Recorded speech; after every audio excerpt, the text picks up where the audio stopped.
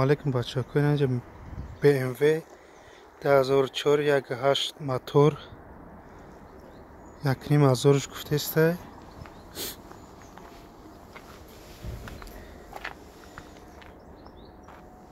ماشین سسترینش اینجا یکی دیسکوش شاید تعقیبش باشه میپرسیم شد نشد دیسکوش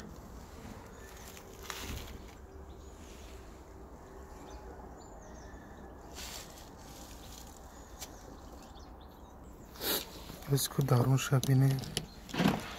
چخله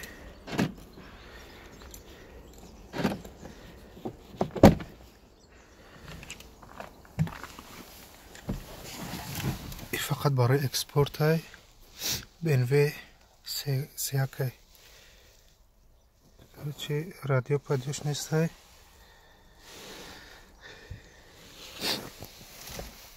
درونش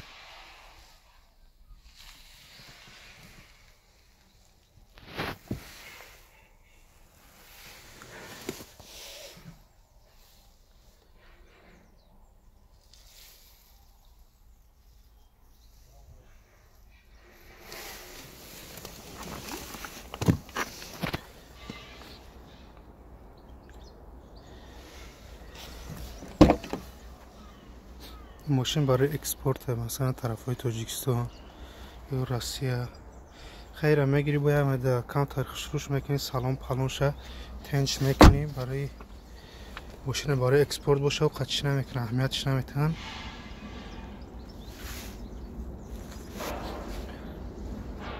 خیلی بچه ها که خیلی ماشین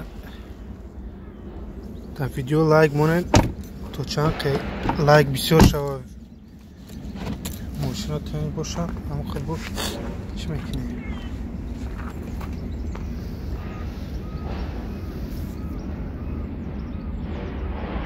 خیلی باقی دارم اون اختیار